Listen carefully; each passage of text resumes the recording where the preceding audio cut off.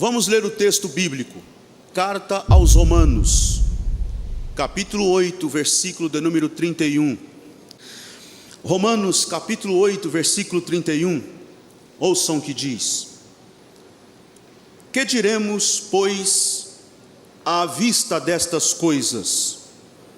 Se Deus é por nós, quem será contra nós? Aquele que não poupou o seu próprio filho, antes por todos nós o entregou, porventura não nos dará graciosamente com ele todas as coisas? Quem intentará acusação contra os eleitos de Deus? É Deus quem os justifica. Quem os condenará? É Cristo Jesus quem morreu, ou antes, quem ressuscitou, o qual está à direita de Deus e também intercede por nós. Quem nos separará do amor de Cristo? Será a tribulação, ou a angústia, ou a perseguição, ou a fome, ou nudez, ou perigo, ou espada? Como está escrito: por amor de ti somos entregues à morte todo o dia. Fomos considerados como ovelhas para o matadouro. Mas em todas estas coisas somos mais que vencedores, por meio daquele que nos amou. Porque eu estou bem certo de que nem a morte, nem a vida, nem os anjos, nem os principados, nem as coisas do presente, nem do porvir, nem os poderes, nem a altura, nem a profundidade, nem qualquer outra criatura poderá nos separar do amor de Deus que está em Cristo Jesus, nosso Senhor. Amém, amém. Podeis sentar.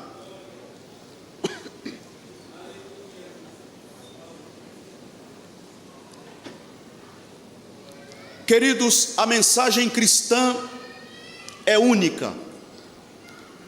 O próprio Evangelho é de uma beleza única e singular.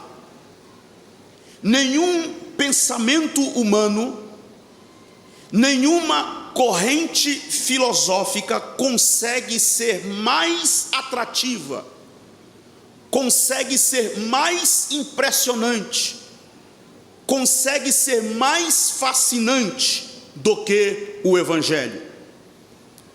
Daí a pergunta, e óbvio que as perguntas que eu vou fazer agora são perguntas retóricas.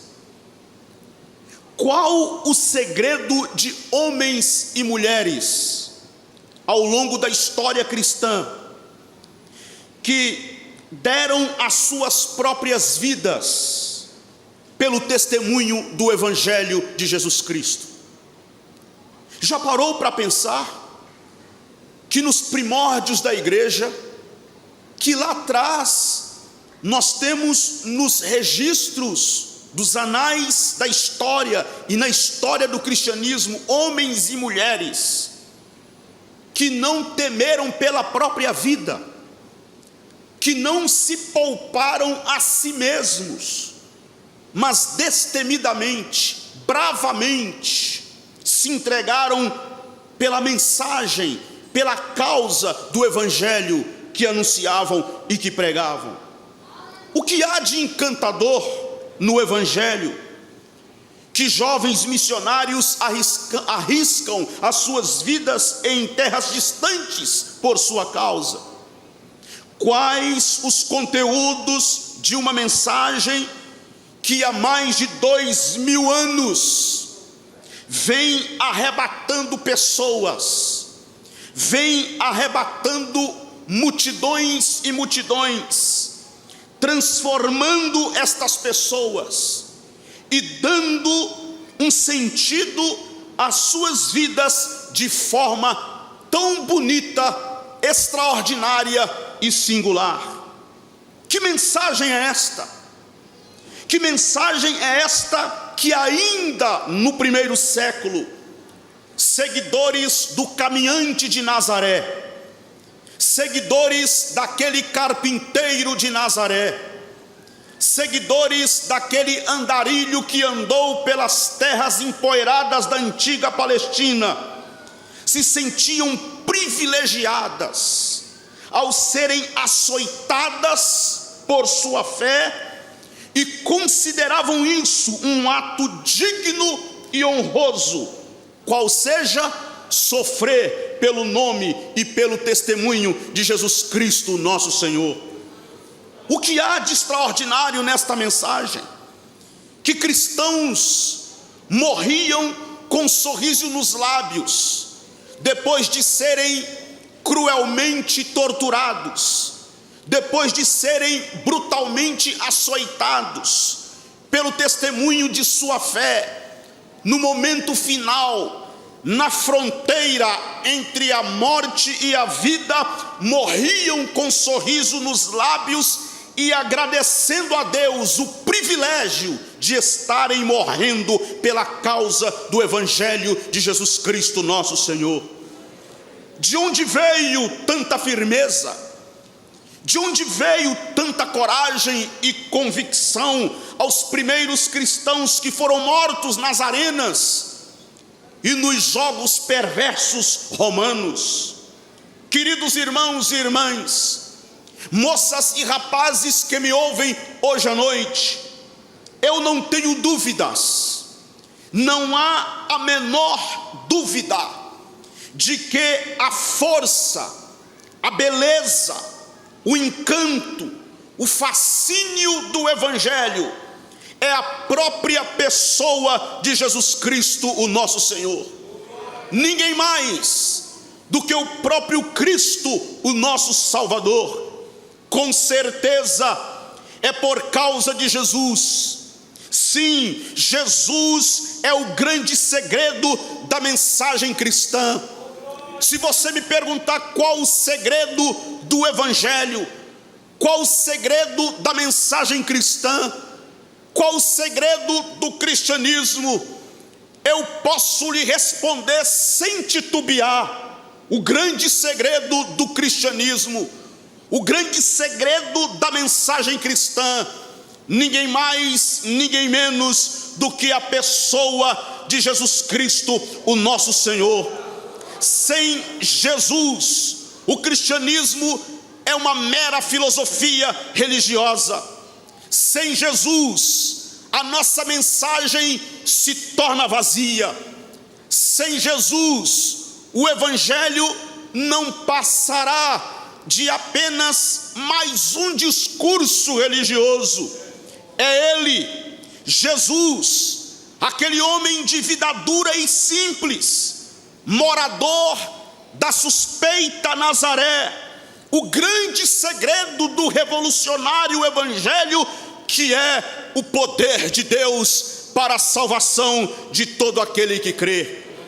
E é a partir de Jesus, é a partir da pessoa de Jesus, é a partir da vida de Jesus, que o apóstolo São Paulo ousa fazer algumas declarações a respeito de Deus, na carta aos Romanos, capítulo 8, versículo 31 ao 39, que é o tema deste congresso.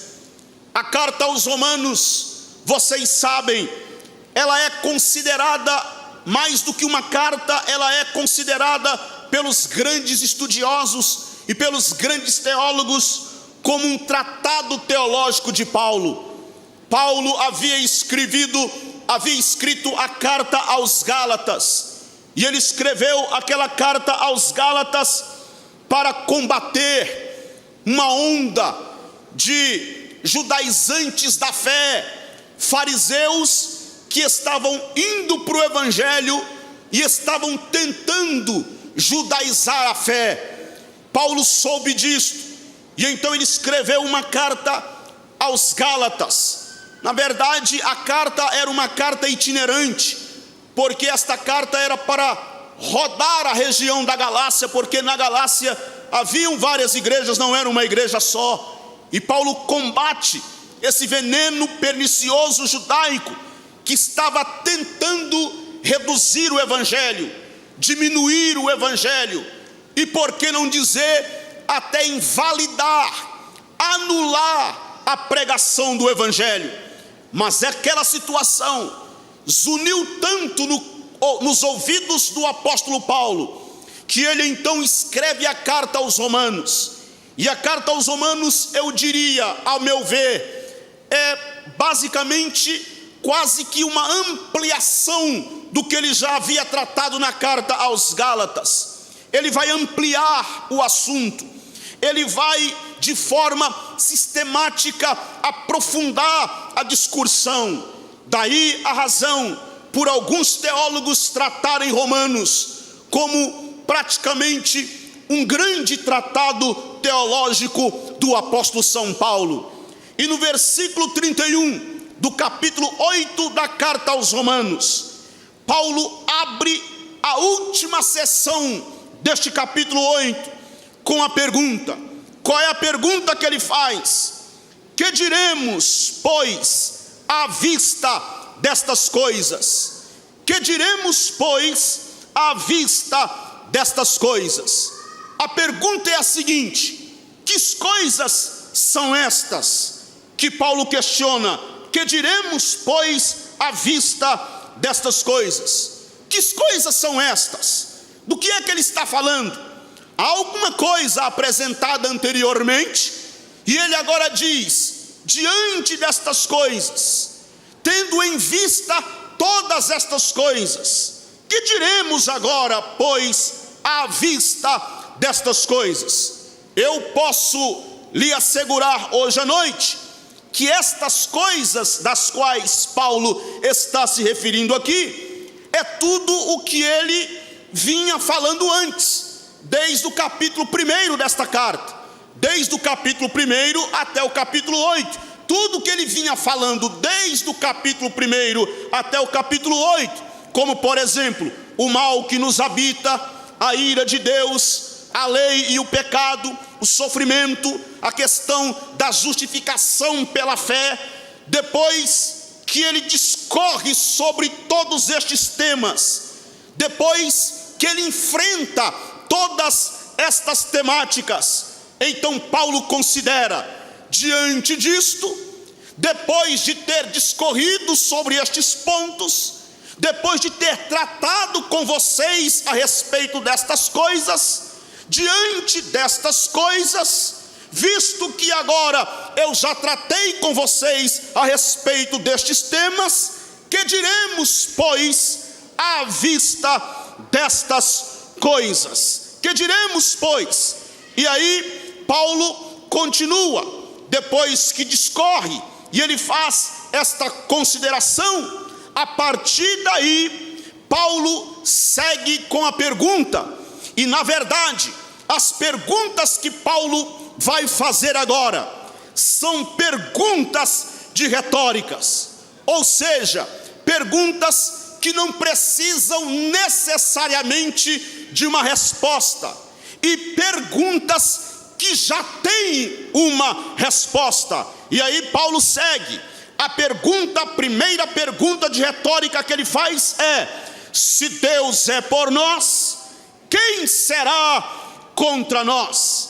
A partir daí ele segue com esta pergunta de retórica: se Deus é por nós, quem será contra nós? E aí Paulo, a partir de agora, vai fazer algumas declarações a respeito de Deus. Depois de tudo que ele comentou, depois de tudo que ele já explicou, depois de tudo que ele já falou sobre a ira de Deus, sobre a lei e o pecado, sobre a justificação pela fé, ele agora vai fazer uma explanação para, a partir desta explanação, fazer grandes declarações a respeito de Deus. E a primeira grande declaração que Paulo faz a respeito de Deus é a seguinte: Paulo está declarando em alto e bom som, dizendo, em primeiro lugar, Deus é por nós.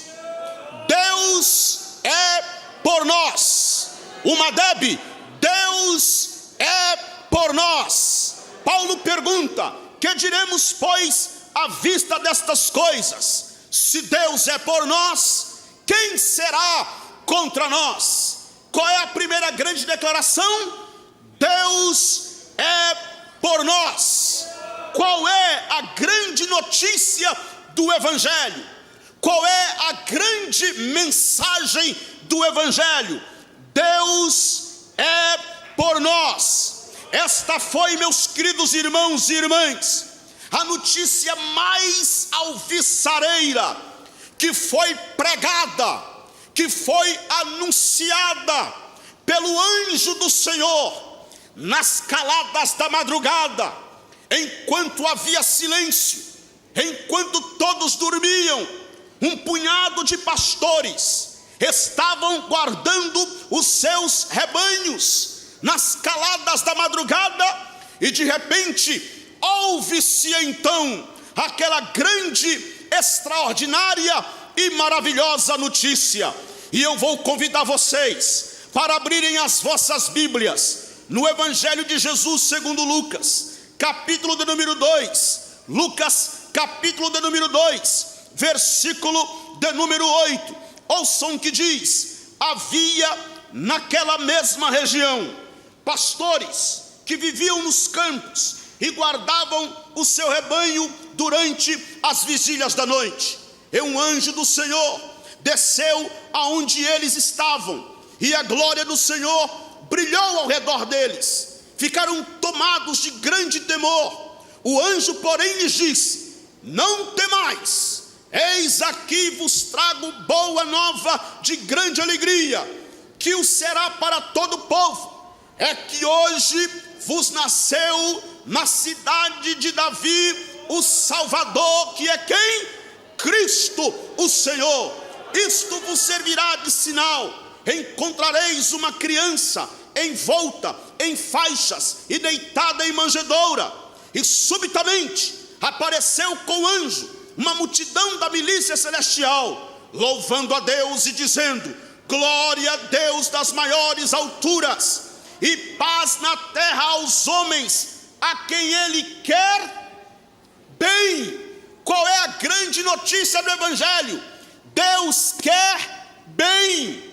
Deus não quer o mal, Ele quer bem a todos e todas. Qual é a grande notícia do Evangelho? Deus é por nós. Mas alguém pode questionar: sim, você diz que Deus é por nós, e teoricamente falando, é até fácil dizer Deus é por nós, mas como você pode me assegurar, como você pode me garantir que Deus de fato é por nós? Foi por esta razão que eu fiz questão de ler esta porção aqui, Jonathan. Foi por esta razão que eu fiz questão de ler Lucas capítulo 2, versículo 8 adiante, porque é só no Evangelho que Deus se fez gente, que Deus se fez homem, que Deus se fez um bebê, entrou na história da humanidade, se fez um de nós. E quando Ele se fez gente, se fez um de nós, entrou na história silenciosamente, discretamente, revelando-se apenas para um punhado de pastores que ouviram a notícia do seu nascimento. Ele estava demonstrando, declarando: Ele não é um Deus distante, Ele não é um Deus de longe, Ele não é um Deus indiferente à dor humana, Ele não é um Deus distante e de longe, Ele é o Deus Emanuel, Deus conosco. E Ele entra na história para declarar: Deus é por nós. Ouçam-me, senhores e senhoras, moças e rapazes que me ouvem hoje à noite, aqueles pastores, eu quero abrir aqui um parênteses para dizer o seguinte: os pastores eram os proscritos da sociedade daquela época. Eles eram os proscritos. Imaginem vocês, qual o tratamento recebe um imigrante? Pense aí no imigrante sujo, que trabalha pela sua sobrevivência na porta de uma mansão de luxo. Como ele é tratado? Era assim tratado também os pastores.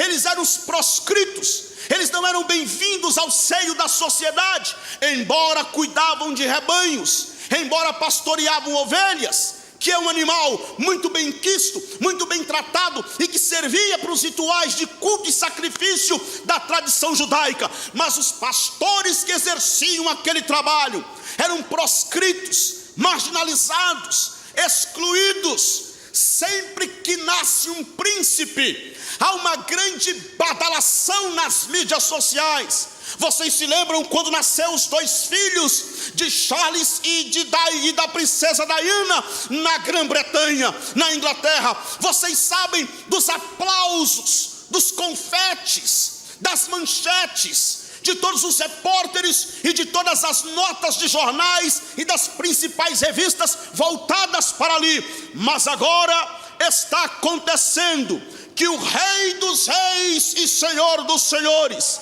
o Príncipe da Paz, está nascendo em um estábulo.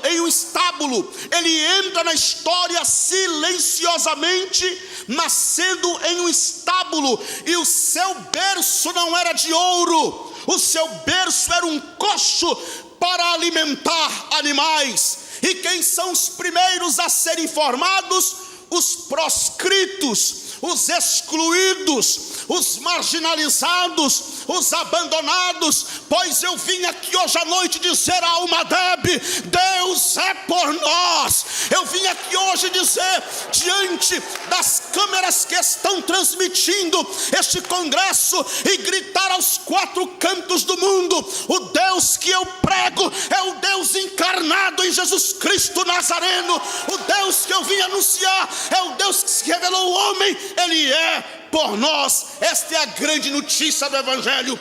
Deus é por nós. Mas aí vem a pergunta: qual é a prova? Qual é a prova, pastor Nilson, que Deus é por nós? Veja aí no texto, carta de Paulo aos Romanos, carta do apóstolo São Paulo aos Romanos. Vejam o que diz, versículo de número 32. Vejam o que diz: aquele que não poupou o seu próprio filho, antes por todos nós o entregou, porventura não nos dará graciosamente com ele todas as coisas? Deus é por nós. Há uma prova? Primeiro ele se fez gente, entrou na história humana, veio experimentar na sua própria pele os traumas, as dores humanas, o choro, a dor humana, experimentou na sua própria pele. E o autor da carta aos Romanos, o apóstolo Paulo, está afirmando: sabe por que eu posso garantir que ele é por nós?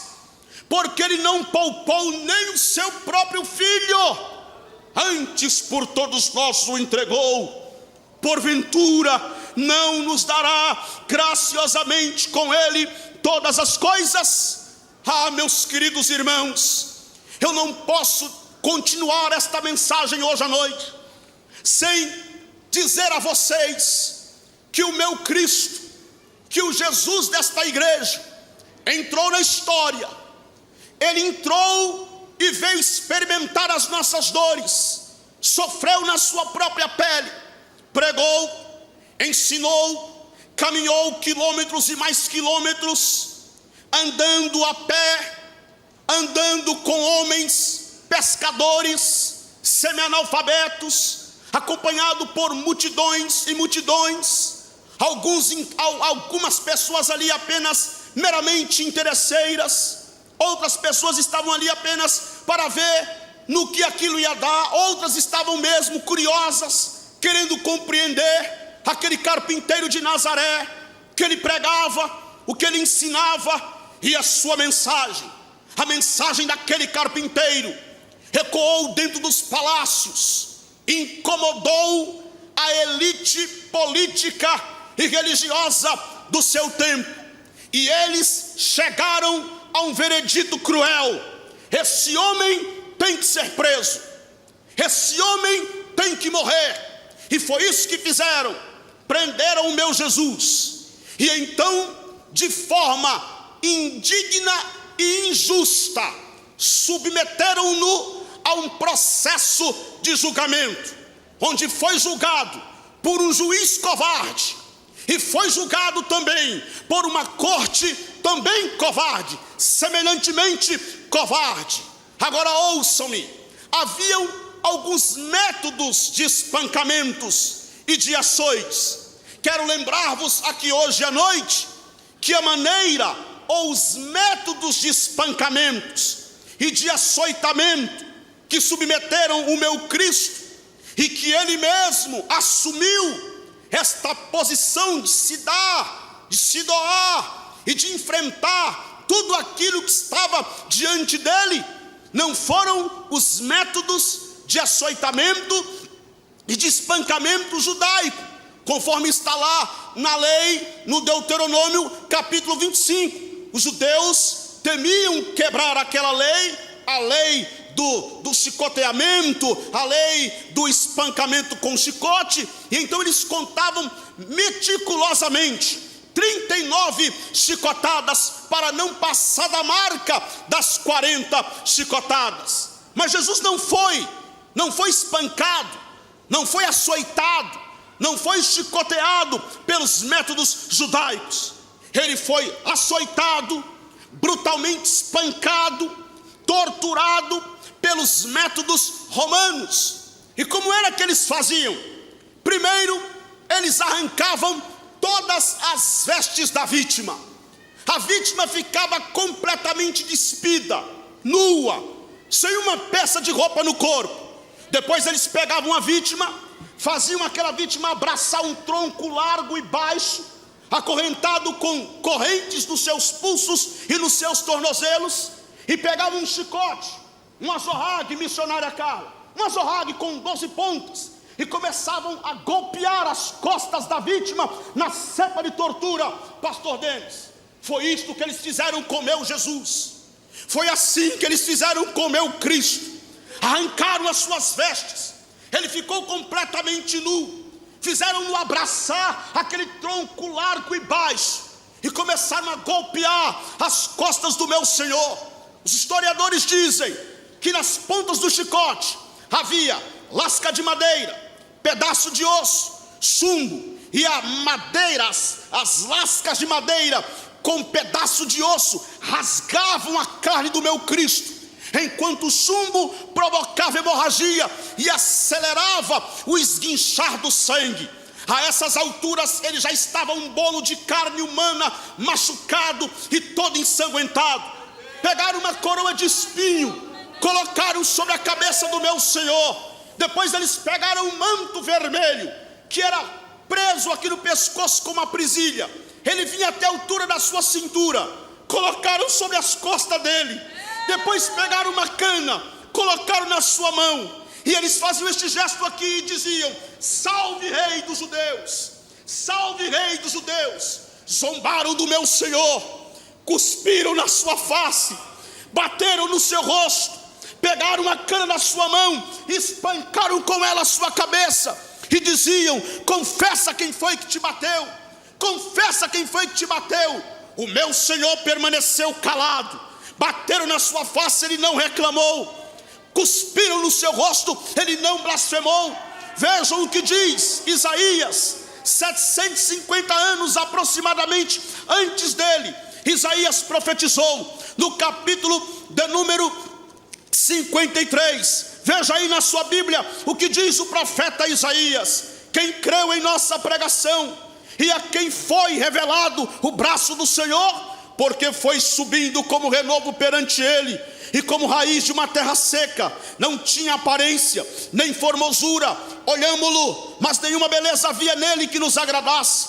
Era desprezado e o mais rejeitado entre os homens, homem de dores, e que sabe o que é padecer, e como um de quem os homens escondem o rosto, era desprezado, e dele não fizemos caso. Certamente ele tomou sobre si as nossas enfermidades, e as nossas dores levou sobre si, e nós o reputávamos por aflito, ferido de Deus e oprimido.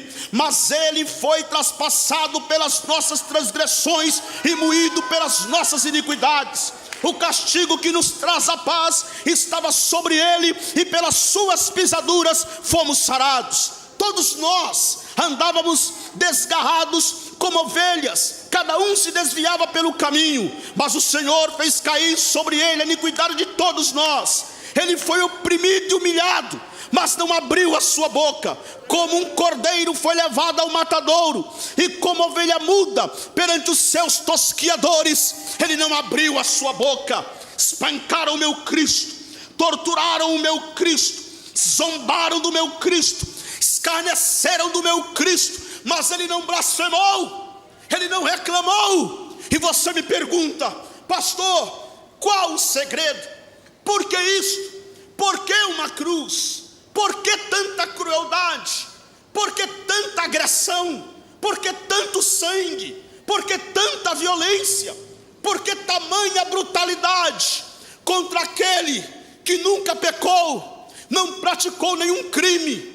Não, pelo contrário, abraçou, amou, perdoou, curou, libertou, expulsou demônios, limpou leprosos. Ele só fez o bem, ele só praticou o bem, pregou a justiça, esteve do lado de mulheres, resgatando a sua dignidade, defendeu a adúltera. Por que tanta maldade contra ele? Por que tanta agressão? Por que uma cruz? Por que tudo isto? Porque ele se submeteu a todo este ódio, a toda esta violência brutal dos religiosos, e se entregou nas mãos do carrasco. Vejam o que está escrito em João capítulo 13. Abra sua Bíblia comigo no Evangelho de Jesus segundo João, capítulo de número 13. Eu gosto de pregar no Congresso da Almadeb, porque eu tenho liberdade aqui para pregar Bíblia.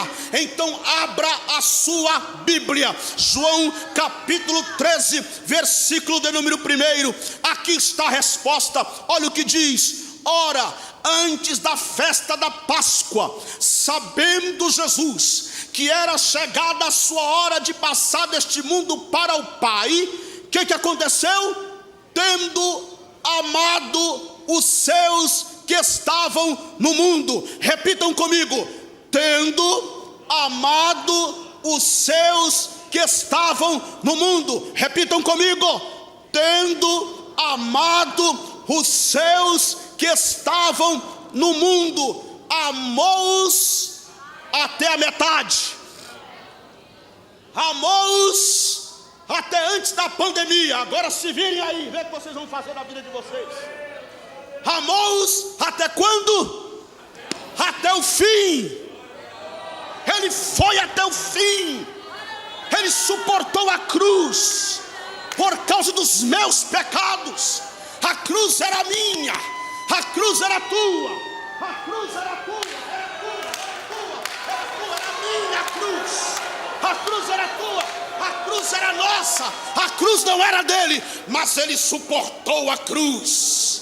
Ele olhou para Almadeb e disse: eu amo incondicionalmente, eu amo incondicionalmente, mas tem uma cruz, eu amo incondicionalmente. Amou-os até o fim. E aqui está, meus queridos irmãos, o segundo ponto da minha pregação.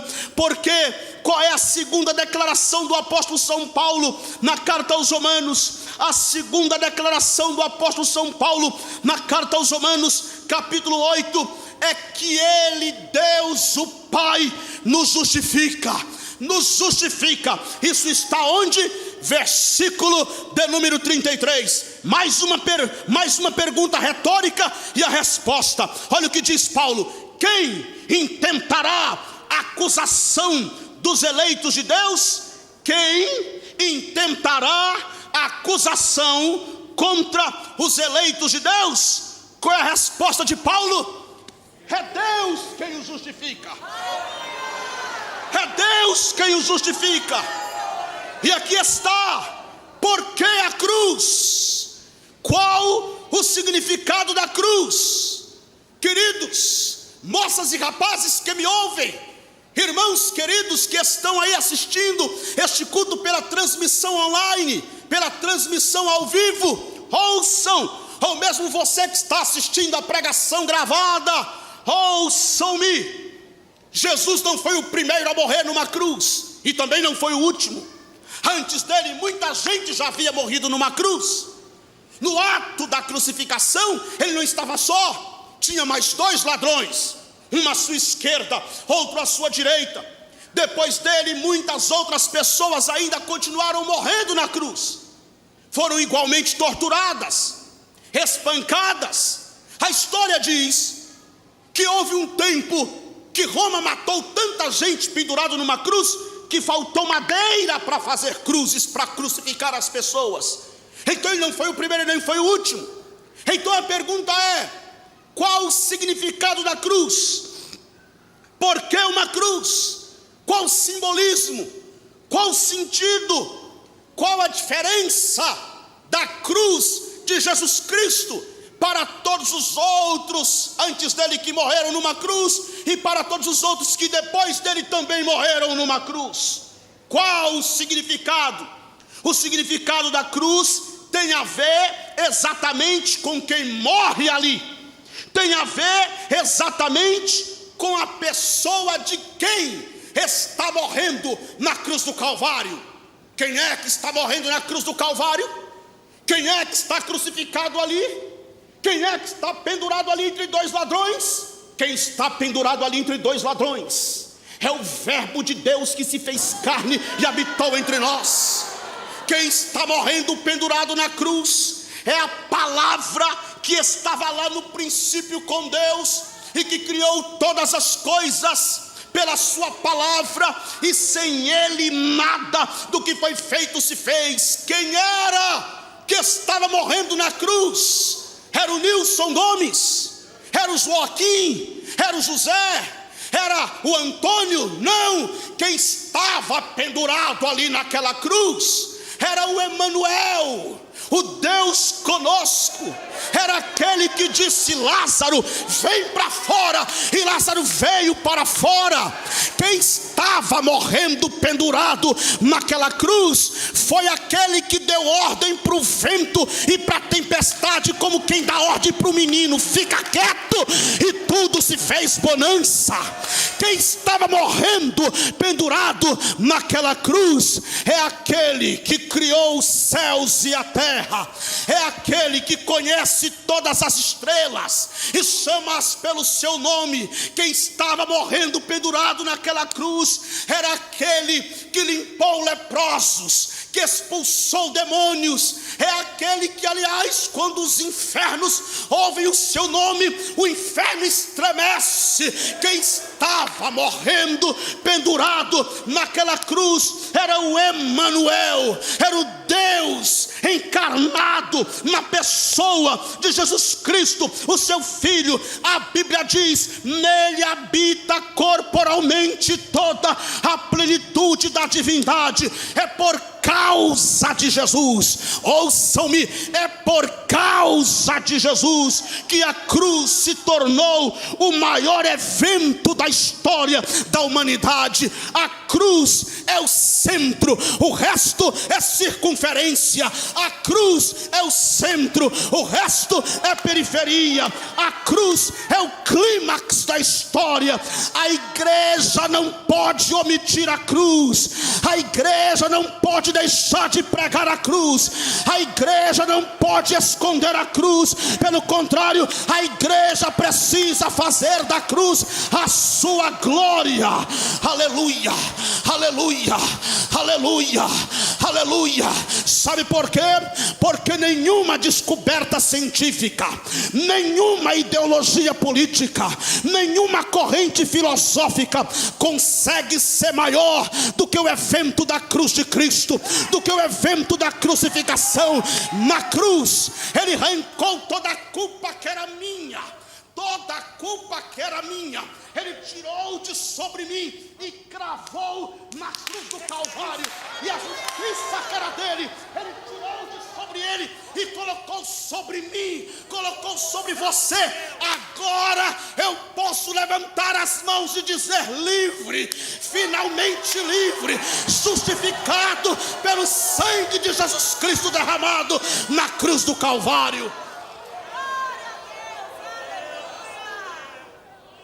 O significado da cruz tem a ver com quem está morrendo ali. E eu já vou para o terceiro ponto da minha pregação, porque Paulo vai declarar agora em terceiro lugar, dizendo o seguinte: não há condenação. Olha como Paulo vai construindo as suas declarações. Isso aqui não é a minha mensagem, não. Não é meu sermão, não é meu esboço. É a construção de Paulo. Olha como Paulo vai construindo. Deus é por nós. Ele nos justifica. E Ele não nos condena. Jovem, Deus não te condena. Deus não nos condena. Não. Olha o que Paulo diz, versículo de número 34. Quem os condenará? É Cristo Jesus quem morreu, ou antes, quem ressuscitou, o qual está à direita de Deus e também intercede por nós. O que estava acontecendo na cruz? Na cruz Deus estava resolvendo o problema da culpa humana. Ei moça, ei moço, você me diz: pastor, eu me sinto culpado o tempo todo. Eu me sinto culpada o tempo todo. Você que me assiste aí pela internet, eu me sinto culpado, eu me sinto culpada o tempo todo. É uma opressão na minha mente, é uma acusação terrível. Eu tento me livrar e não consigo. Eu tenho uma boa notícia a te dar hoje à noite. Na cruz, Jesus estava resolvendo o problema da culpa humana. Ele arrancou a culpa, colocou sobre Ele. Ele assumiu a tua culpa, Ele assumiu a minha culpa, Ele assumiu a nossa culpa e colocou sobre nós a sua justiça. E na cruz Ele pronunciou algumas palavras, como por exemplo, não baixe o meu retorno não, querido, por favor, me ajude aí. Como por exemplo, na cruz Ele disse: mulher, eis aí o teu filho. Filho, eis aí a tua mãe, numa referência a João e a Maria que estavam ao pé da cruz. Na cruz Ele disse: tenho sede, tenho sede. E eles colocaram uma esponja na ponta de um caniço, molharam em vinagre, que claro que não é vinagre de cozinha. Vinagre ali é uma espécie de um vinho de péssima qualidade, um vinho, perdão a expressão, um vinho vagabundo, uma marca vagabunda de vinho. Molharam e chegaram perto da boca do meu Senhor, no alto da cruz. Na cruz Ele disse: Pai, perdoa-os porque eles não sabem o que fazem. Na cruz Ele ainda disse: Eloi, Eloi, lama sabachthani. Deus meu, por que me desamparaste? Quantos de nós clamamos assim em 2020? Quantas famílias clamaram? Quantas famílias estão clamando: Deus meu, por que nos abandonaste? Deus, aonde estás? Deus, aonde estás? Por que nos abandonaste? Deus abandonou Jesus. Deus, o Pai, abandonou o Filho na cruz? Não. E por que ele bradou dizendo: por que me abandonastes? Sabe por quê? A dor foi tão grande, foi tão alucinante, foi tão ensurdecedora a dor dele na cruz, que a dor do Filho doeu no Pai. E foi uma dor tão terrível que Pai e Filho estavam entrelaçados na mesma dor. O Pai sentindo a dor do Filho, era como se o Filho se sentisse abandonado. E eu quero te dizer, é a mesma coisa que acontece conosco hoje. Quando você diz: Deus, onde estás? Deus, por que me abandonastes? fazer? Exatamente aí Deus está chorando com você, gritando o seu grito, chorando o teu choro, sentindo a tua dor, gemendo o teu gemido. Deus estava sentindo a dor do filho. Mas de todas as palavras que Jesus falou na cruz, de todas as frases, pastor Denis, que na verdade esse tema foi cunhado por Orlando Boia, considerado o apóstolo da literatura brasileira, que escreveu o clássico Os Heróis da Fé.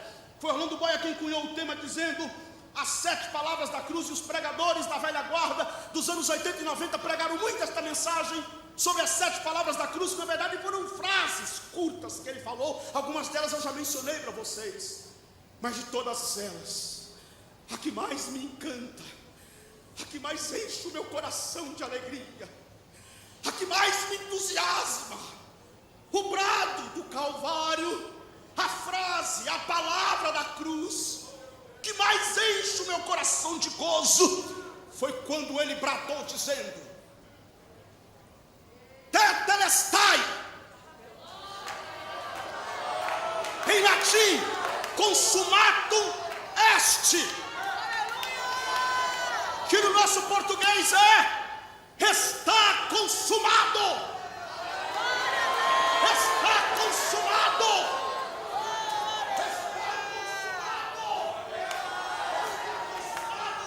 Está feito. Está pronto. Está completada.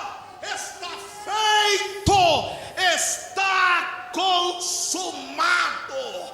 E quando ele bradou dizendo está consumado, o véu do santuário rasgou-se de alto para baixo. E quando rasgou-se o véu, caiu toda a parede de separação. Caiu toda a parede de separação. Está dizendo para nós o seguinte: venha, entra na presença do Deus amoroso e bom agora. Entra na presença do Pai amoroso e bom. Está livre o caminho, está livre o acesso à presença do Pai amoroso. Está consumado. Liquidei a fatura, rasguei o débito, está pago. Está pago.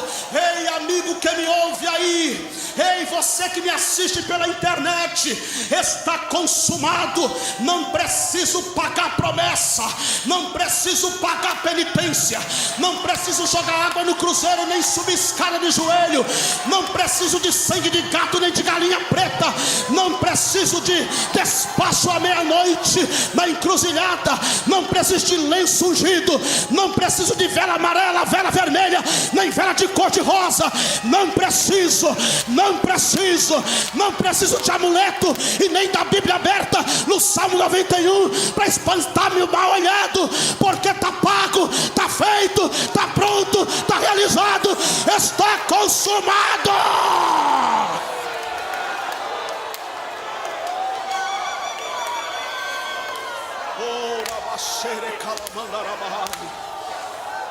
Ei, cantora manaraba sanda canaraba. Ei, la bandere bacala bandaraba sandaraba calabandaraba.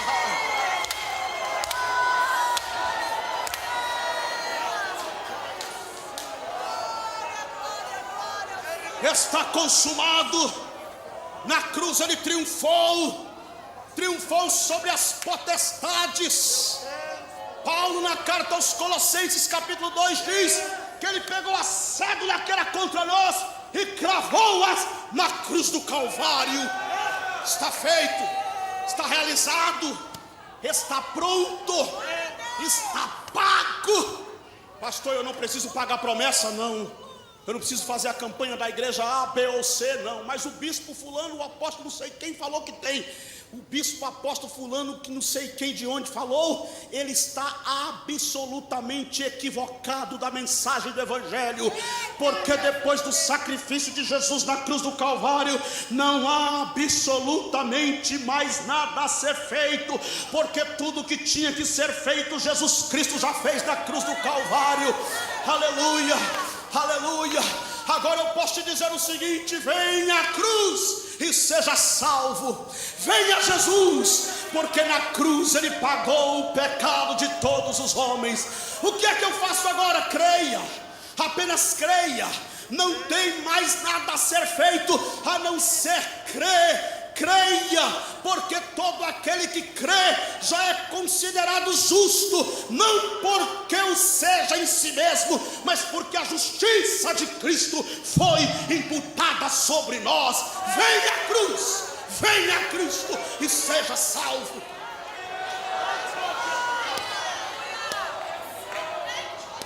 E eu termino, fique em pé comigo.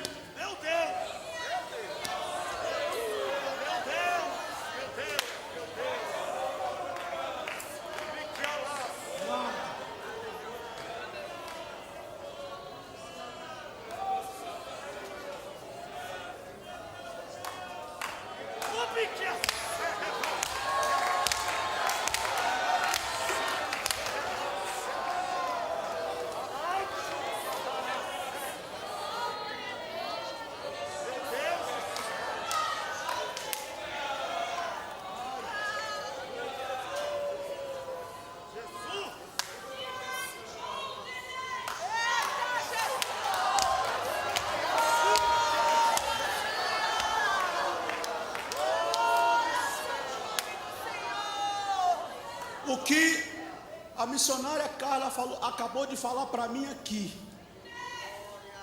o que ela falou para mim aqui, está o Espírito de Deus aqui, e muitos de vocês conhecem o meu estilo e o meu jeito de pregar e sabem que eu não sou dessas coisas, mas o que ela me disse aqui é exatamente o que está anotado aqui no último ponto do meu sermão para fechar a mensagem. Se quiser ler, pode ler aqui, pastor Denis. O último ponto do meu sermão, eu falei, fique em pé, porque eu vou encerrar aqui. E ela veio e falou aqui o que já está aqui no sermão para dizer.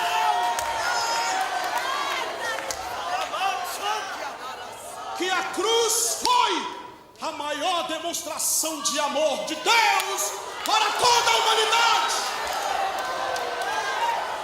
E esse amor é escandaloso. Por isso que nós chamamos de o escândalo da cruz. E esse é o último ponto da minha pregação.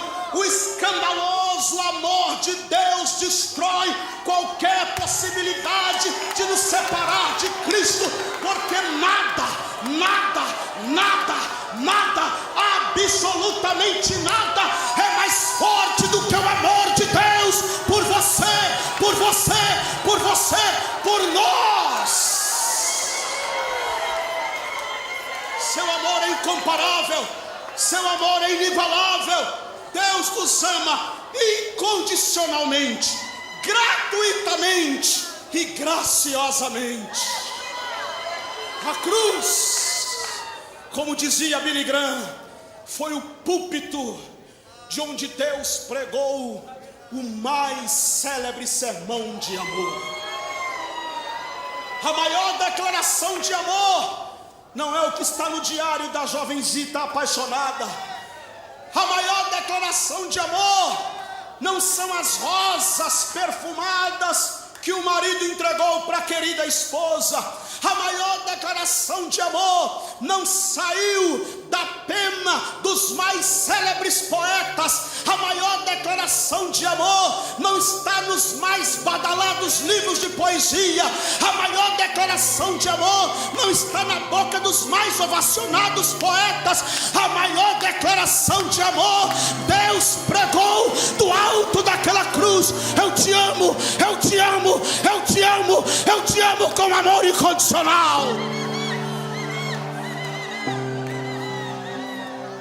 Nada é capaz de diminuir esse amor de Deus por mim e por você. O que é que pode nos separar do amor de Deus? O que é que pode? Será que essa pandemia é capaz? Será que o coronavírus é capaz? Será que a espada? Será que a morte? Será que os anjos? Será que qualquer outra coisa pode nos separar do amor de Deus? Deus nos ama incondicionalmente. Não há nada que você faça de ruim para perder este amor, e nada que você faça de bom para merecer este amor. Ele simplesmente te ama, te ama. E esta é a mensagem do Evangelho. Esta é a mais louca declaração de amor, a mais louca mensagem de amor. Esta é a mensagem. E infelizmente foi a última frase que a missionária Carla falou aqui no meu ouvido. Está aqui, depois você vem ler aqui. Vem ler depois. Muitos ainda não compreenderam o Evangelho de Jesus Cristo. Ah não, pastor, mas eu já sou membro da Almadeb, eu já canto no coral da Almadeb, eu já participo lá no setor. Mas você ainda não entendeu o amor de Deus. Você ainda não entendeu a simplicidade do Evangelho de Jesus. Você diz, não, mas eu participo dos trabalhos da igreja, eu estou envolvido em tudo. Talvez você esteja participando e envolvido apenas como um mero religioso. Você está participando apenas como um mero religioso, mas Deus está te chamando e dizendo, filho, eu te quero para além da religião. Eu te quero para além deste fervor emocional religioso. Eu te quero por uma relação de compreensão do meu coração e do meu amor. E eu quero fazer o apelo aqui agora. Quero fazer o convite aqui, Jonathan. Quero fazer o apelo aqui agora. E o meu apelo é geral. O apelo é geral. O apelo é para quem não é crente, é para crente desviado, e é para crente que já é crente, que está na igreja, que canta no coral, que canta no conjunto. Não tem problema, o convite é para todos. Todos que diz assim, eu quero esse amor, eu quero me entregar loucamente. Já que esse amor é um amor escandaloso e louco, então também eu quero me lançar loucamente neste amor. Eu quero mergulhar profundamente neste amor. Eu quero.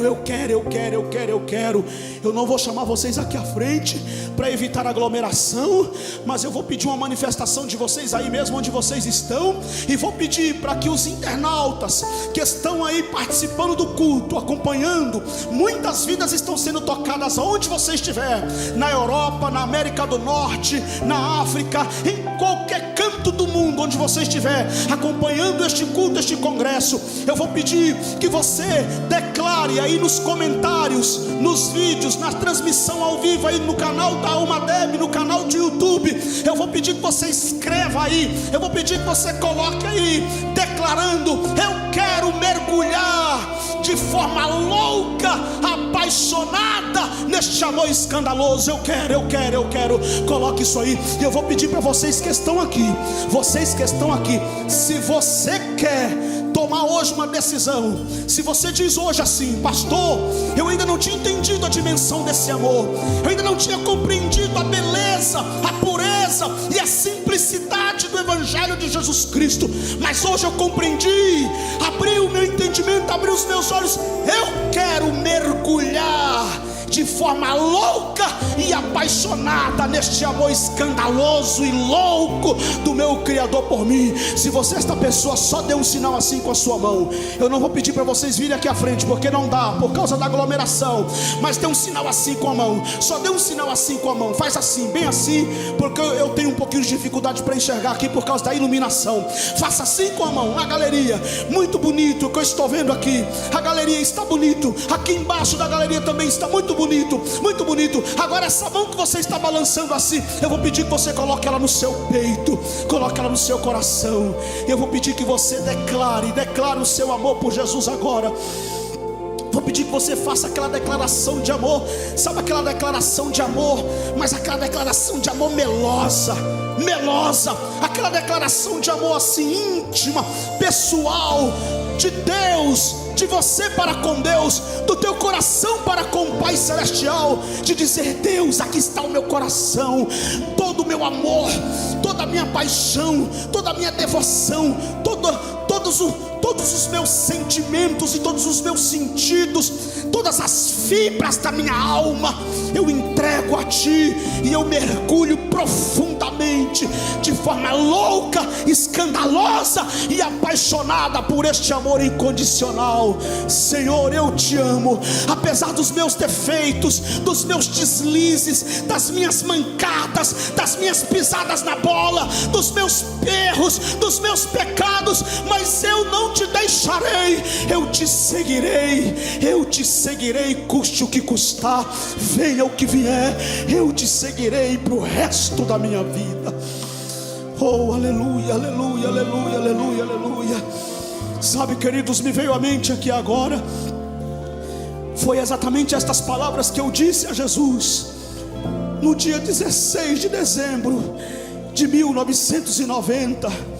Eu sou filho e neto de pastor, nascido e criado na Assembleia de Deus. Filho e neto de pastor, nascido e criado na Assembleia de Deus. Comecei a pregar com 7 anos de idade. 7 anos de idade comecei a pregar. E no dia 16 de dezembro de 1990 eu desci as águas do batismo. Foi a minha maior experiência da minha vida cristã. E foi de uma paixão. Foi até hoje, quando eu me lembro do meu batismo, eu me desmancho em lágrimas. E eu disse exatamente estas palavras naquele dia. Eu disse: Senhor, eu te seguirei para o resto da minha vida. Venha o que vier, haja o que houver, aconteça o que acontecer, eu te seguirei para o resto dos meus dias. Enfrentei a adolescência, enfrentei a juventude, estou na minha fase adulta agora, 2 filhos já adolescentes, e eu continuo dizendo: Deus, eu te seguirei para o resto dos meus dias, para o resto da minha vida. Ah, queridos irmãos e irmãs, nós precisamos resgatar este fervor, esta paixão do Evangelho, aquela paixão dos nossos irmãos primitivos, a paixão, a mesma paixão do coração de Policarpo, que disse na hora da morte: eu servi ao meu Senhor 86 anos, Ele nunca me abandonou, por que eu o abandonaria agora? Abra logo estas jaulas, porque ainda hoje eu vou abraçar o meu Senhor na sua glória. O Senhor juiz tirou Policarpo daquela arena, amarrou ele no madeiro, colocou a lenha embaixo dos seus pés e disse: nós vamos acender as chamas, e este fogo vai lhe devorar, mas você tem a última oportunidade. E Policarpo começou a chorar e a dizer: Senhor juiz, as chamas deste fogo arderá por alguns momentos e logo se apagará, mas as chamas do fogo eterno jamais se apagará. Então acenda logo estas chamas. Daqui a pouco eu vou estar com meu Senhor. Não vai durar muito, no máximo alguns minutos, eu já estarei abraçando o meu Senhor. Você vai estar zombando e debochando, dizendo que matou mais um velho louco e fanático, e eu vou estar descansando nos braços do meu Cristo amado, por quem dediquei todos os meus dias e toda a minha vida e todo o meu ministério. Ah, que paixão, que paixão, que paixão. Eu quero esse avivamento outra vez. Eu quero este avivamento outra vez, que devolva a paixão do Evangelho, que devolva a simplicidade da cruz, a mensagem de Cristo, a mensagem do amor incondicional de Deus. A mão no coração, como eu havia pedido a vocês que tomaram essa decisão, e eu disse aqui, repito, não importa se você já é crente, se você já é membro da igreja, se você já canta no coral, ou se você está aqui visitando, ou se você é um jovem afastado, um homem ou uma mulher afastada do Evangelho, não importa. O que eu estou te pedindo é que você coloque a mão no seu peito agora e olhe para a cruz, te jogue aos pés da cruz, te lança aos pés da cruz, e você vai ouvir pela fé as correias do pecado sendo esbagaçadas pelo poder da mensagem da cruz de Jesus Cristo. Começa a receber aí agora no teu coração a alegria do céu, o gosto da salvação. Eu ministro sobre a tua vida agora, no nome de Jesus. Eu ministro sobre a tua vida agora, no nome de Jesus. Eu ministro sobre o teu coração agora, aí na galeria, aqui embaixo na nave da igreja, aí embaixo da galeria. Eu ministro sobre a tua vida agora a unção de Deus, a alegria do céu, a alegria da salvação.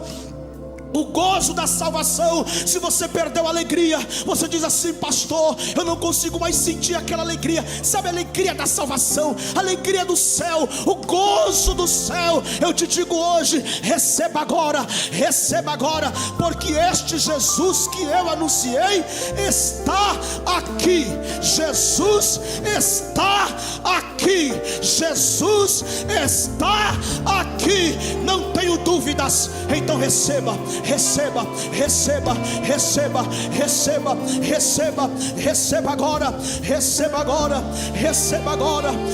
agora, queridos.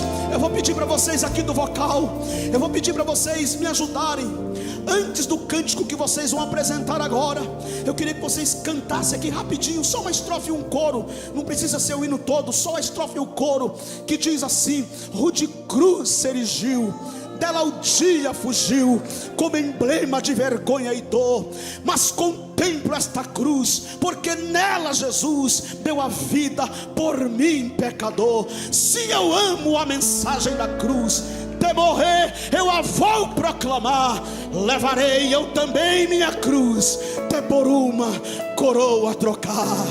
Oh, quantos têm esta paixão pela cruz de Cristo, por este amor que não se compra com dinheiro, este amor que não se negocia, este amor que não se adquire com ouro nem prata, este amor incondicional, dado gratuitamente, doado incondicionalmente a todos e todas.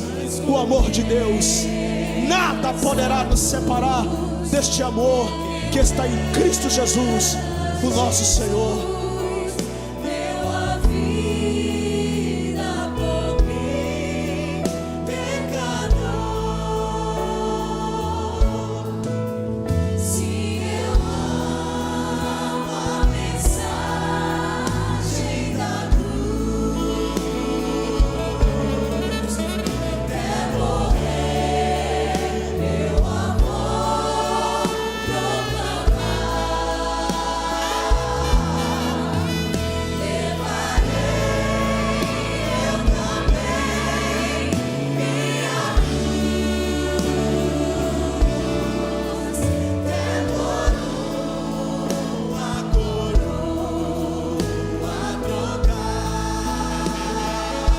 Deixa a glória dos céus, o Cordeiro de Deus ao Calvário baixou, humilhante baixou.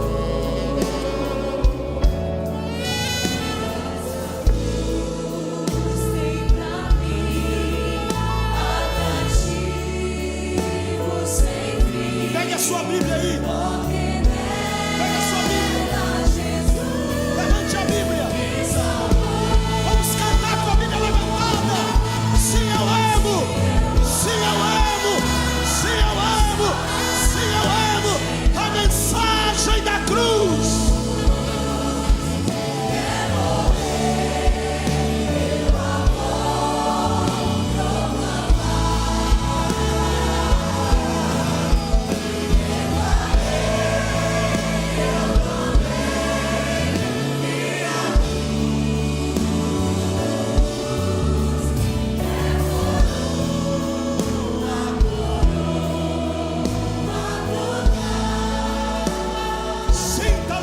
Espírito de Deus na tua vida.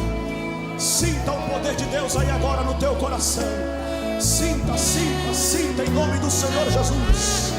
Tem jovens aqui que está se desmanchando em lágrimas. Tem jovens aqui que está se desmanchando em lágrimas. E quando eu vi o tema da Alma Deb, e Deus ministrou no meu coração esta mensagem para compartilhar com vocês, o Espírito de Deus trouxe esse sentimento do meu coração. Ele me disse: se prepara, porque vai ser uma noite de lágrimas, vai ser uma noite de choro, vai ser uma noite de choro, vai ser uma noite de lágrimas. E isto é um bom sinal, isto é um bom sinal. Te derrama na presença de Deus. Chore, chore, chore, te derrame nos pés do Calvário, nos pés da cruz. Chore,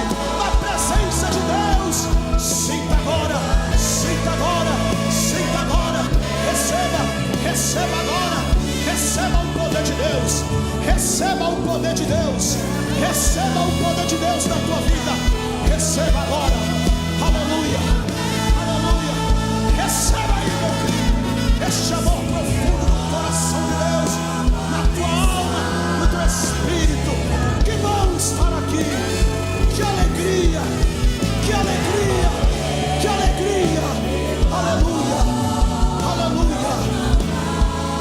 aleluia, aleluia, aleluia, aleluia, aleluia, aleluia, aleluia. Levante as suas mãos para os céus. Levante as suas mãos para os céus. Comece a receber agora a Shekinah de Deus. A glória de Deus está descendo aqui neste lugar. Aleluia. Obrigado, queridos. Obrigado pela ajuda. Obrigado pela compreensão. Aleluia, aleluia. Com as mãos levantadas para os céus, pode cantar o cântico que vocês quiserem, que estiver no coração de vocês. Se quiser continuar aí neste mesmo espírito, continue. Se quiser cantar o hino que já estava aí preparado, continue. Eu já vou entregar o microfone, mas eu quero nessas minhas últimas palavras ministrar aqui de forma geral sobre a igreja, sobre o povo de Deus, sobre a Umadeb, sobre os que estão na internet, os internautas, os que estão aí do lado de fora do templo, que não puderam entrar. Em nome de Jesus Cristo, receba agora, receba o poder de Deus, receba a glória de Deus, receba, receba, receba, receba, receba. Seja batizado agora, seja batizado agora. Você não é batizado ainda com o Espírito Santo, ainda não falou em línguas estranhas, ainda não passou pela experiência do batismo com evidência de línguas, então seja batizado agora. Receba o batismo, receba o batismo, receba o batismo. Comece a falar em línguas estranhas agora. Ore em línguas estranhas agora, pela primeira vez na sua vida. Receba, receba, receba, receba, receba. Aí na galeria, receba, receba, receba. A glória de Deus está aí na galeria. A glória de Deus está passando aí na galeria. A casa está cheia da glória e da presença do Deus Pai amoroso e bom. Então receba, receba esta presença gloriosa. Receba, receba, receba, receba esta presença maravilhosa. Receba, receba. Seja curado, seja tocado, seja cheio, seja batizado, seja renovado. Receba fortaleza. Caiu, levanta. Está fraco, vai ficar forte. Está triste, te alegra. Agora, agora, agora, agora, agora, agora, agora, agora. Receba, receba, receba. Agora, em nome de Jesus, receba.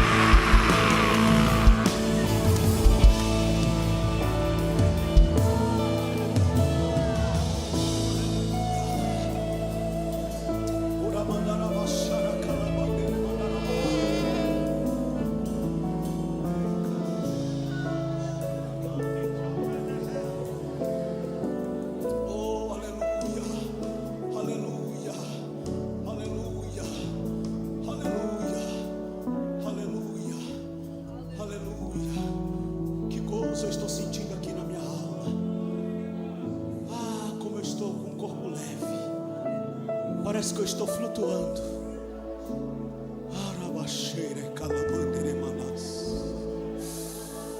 Há uma presença de Deus tão extraordinária aqui.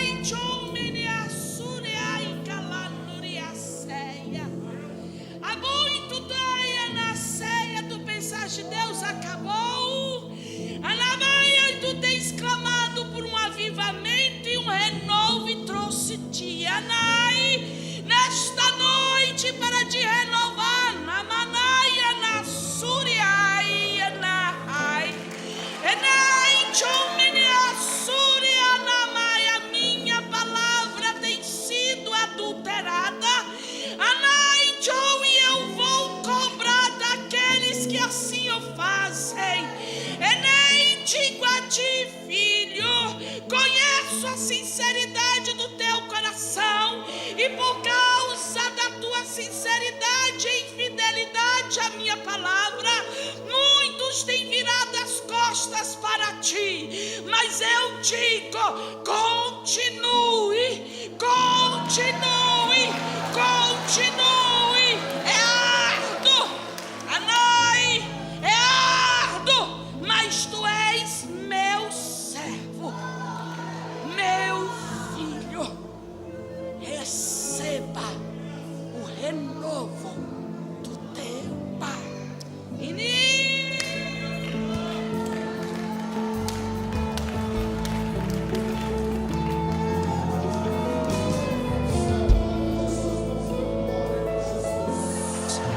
Diga glória a Deus, diga graças a Deus, diga aleluia.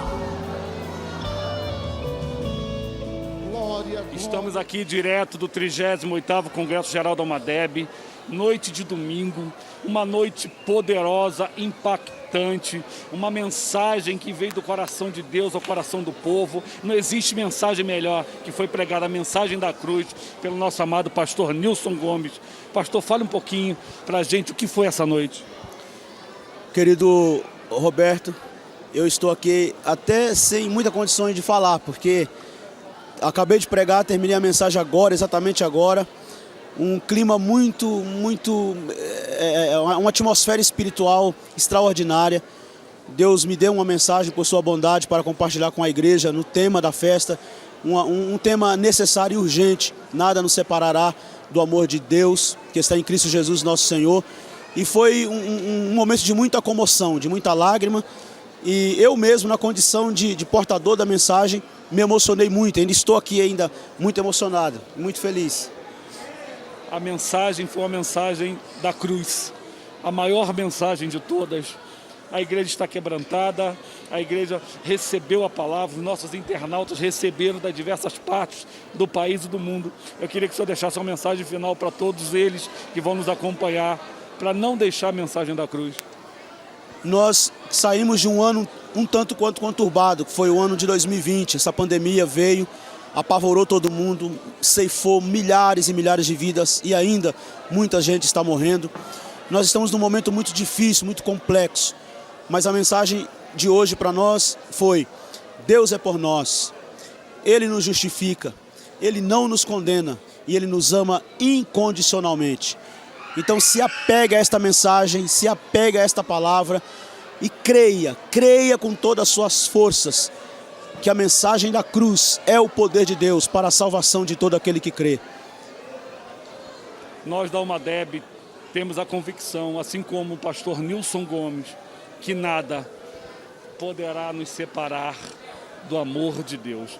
Que Deus em Cristo vos abençoe. Esperamos todos vocês amanhã, a partir das 9 horas. A festa apenas começou.